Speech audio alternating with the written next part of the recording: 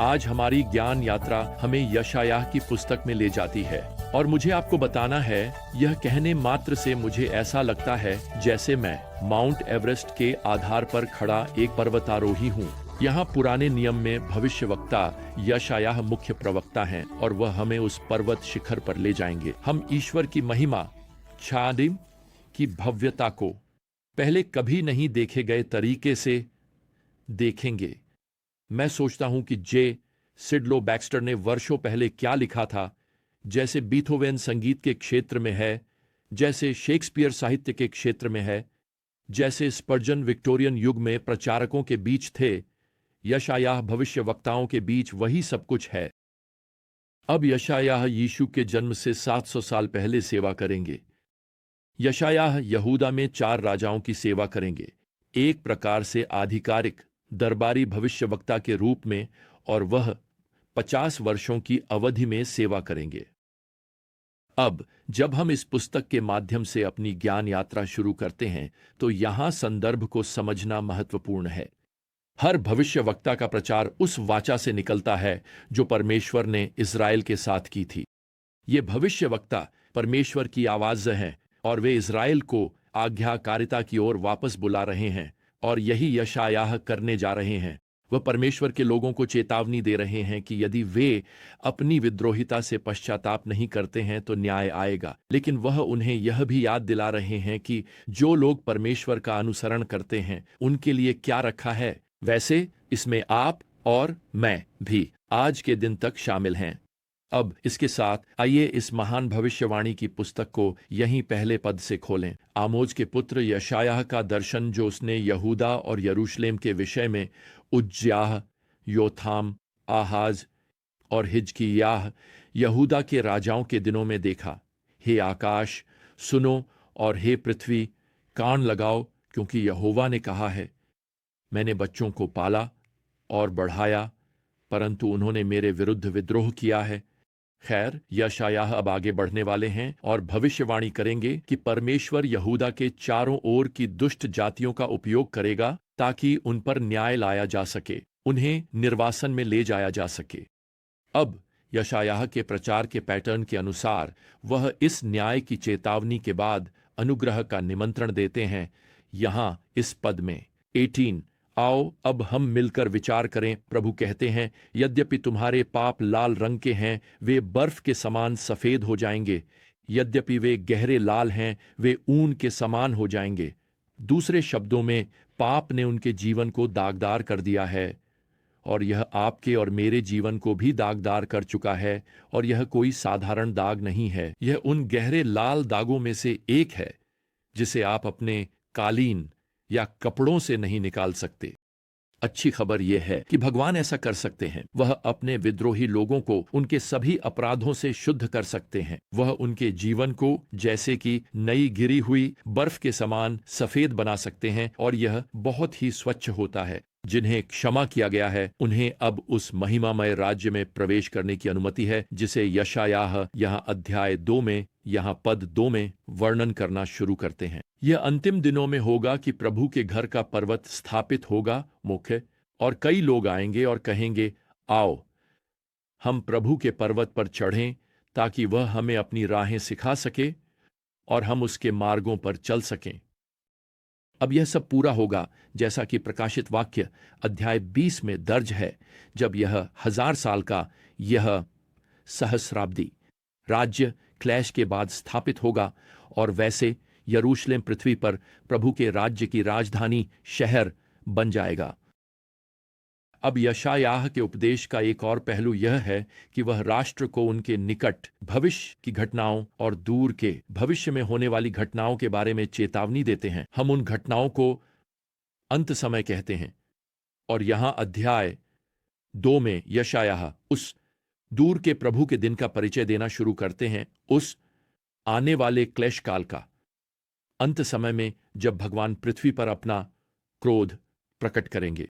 यशायाह इसके बारे में यहां पद में लिखते हैं 19, और लोग चट्टानों की गुफाओं और धरती के छिद्रों में प्रवेश करेंगे प्रभु के आतंक के सामने और उसकी महिमा की भव्यता के सामने, जब वह पृथ्वी को भयभीत करने के लिए उठेगा। अब इसके साथ यहां अध्याय 3 में यशायाह लोगों को कुछ आसन्न खतरे के बारे में चेतावनी देते हैं। पद 1 कहता है, देखो, सेनाओं का प्रभु परमेश्वर यरूशलेम और यहूदा से रोटी का सारा सहारा और पानी का सारा सहारा हटा रहा है। दूसरे शब्दों में, एक अकाल आने वाला है। यरूशलेम इन शत्रु राष्ट्रों के हाथों में गिरने वाला है। और यहां अध्याय 4 और पद 1 में हम ये पढ़ते हैं, उस दिन 7 स्त्रियां एक पुरुष को पकड़ लेंगी और कहेंगी, हम अपनी रोटी खाएंगी और अपने कपड़े पहनेंगी, बस हमें तुम्हारे नाम से पुकारा जाए। देखिए, बाबुल के आक्रमणकारियों द्वारा यहूदा के इतने सारे पुरुष मारे जाएंगे कि हर 7 स्त्रियों के लिए केवल एक पुरुष बचेगा। क्या ये विदेशी सेनाएं राष्ट्र को स्थायी रूप से नष्ट कर देंगी? नहीं, बिल्कुल नहीं। वास्तव में यशायाह यहां अध्याय 4 में एकीकृत इज़राइल के पुनरुत्थान और पुनर्स्थापन के बारे में दूर भविष्य में बात करना शुरू करते हैं। यह अभी तक नहीं हुआ है, लेकिन यशायाह इसे यहां पद 2 में वर्णित करते हैं। उस दिन प्रभु की शाखा सुंदर होगी और महिमामय। देखिए, यह मसीहा के संदर्भ में है, जो आने वाले राज्य में अपने महिमामय सिंहासन पर बैठेगा। और उसके साथ वहां कौन होगा? खैर, एक पुनर्स्थापित इज़राइल राष्ट्र। लेकिन अब यशायाह इस महिमामय राज्य के लिए निमंत्रण सूची को यहां पद 3 में विस्तृत करते हैं, ताकि उन सभी को शामिल किया जा सके जिनका जीवन के लिए यरूशलेम में नाम दर्ज है। प्रकाशित वाक्य अध्याय 21 हमें बताएगा कि जो इस नए यरूशलेम में प्रवेश करते हैं वे वही हैं जिनके नाम मेमने की जीवन पुस्तक में लिखे हैं। मैं आपसे पूछता हूं, क्या आपने यीशु मसीह को अपने मसीहा और आने वाले राजा के रूप में स्वीकार किया है? खैर, अगर आपने किया है तो आपका नाम इस अनंत जीवन की पुस्तक ये में दर्ज हो गया है।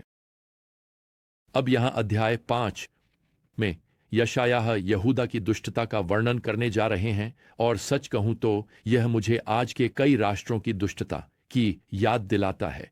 वह यहां पद 20 में कहते हैं, उन पर हाय जो बुराई को भलाई और भलाई को बुराई कहते हैं।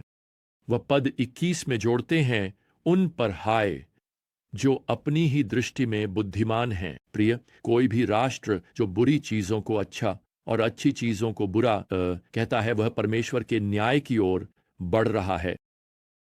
अब यहां अध्याय 6 में यह यशायाह के व्यक्तिगत मंत्रालय में बुलावे को दर्ज करता है। तारीख है 719 ईसा पूर्व। यशायाह एक युवा व्यक्ति हैं। वह यहां इस घटना को पद 1 से शुरू करते हुए दर्ज करते हैं। उस वर्ष जब राजा उज्जियाह की मृत्यु हुई, मैंने प्रभु को एक सिंहासन पर बैठे हुए देखा, ऊंचा और उठाया हुआ, और उसके वस्त्र का घेरा मंदिर को भर रहा था। उसके ऊपर सेराफिम खड़े थे और एक दूसरे से कह रहा था, पवित्र पवित्र पवित्र है सेनाओं का प्रभु, पूरी पृथ्वी उसकी महिमा से भरी हुई है। तो यशायाह इस पवित्र परमेश्वर के सामने खड़े होकर क्या करने जा रहे हैं? खैर, वही जो आप और मैं करेंगे।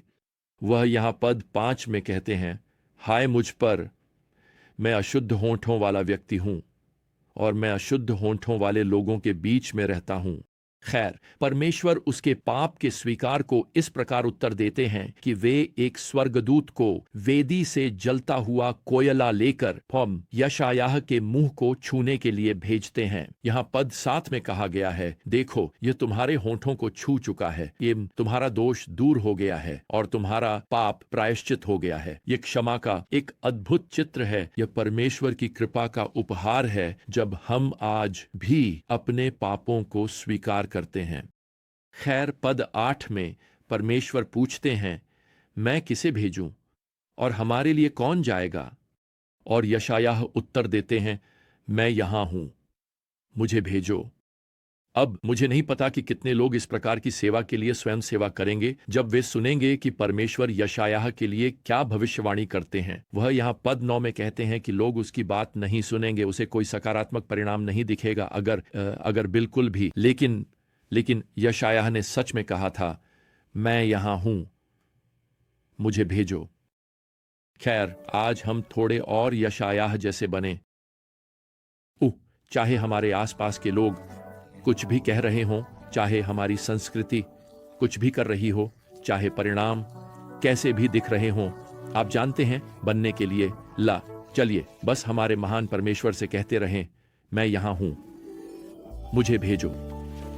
खैर, हमारे अगले ज्ञान यात्रा तक प्रियजनों, प्रभु यीशु मसीह की कृपा और परमेश्वर का प्रेम और पवित्र आत्मा की संगति आप सभी के साथ हो। आमीन।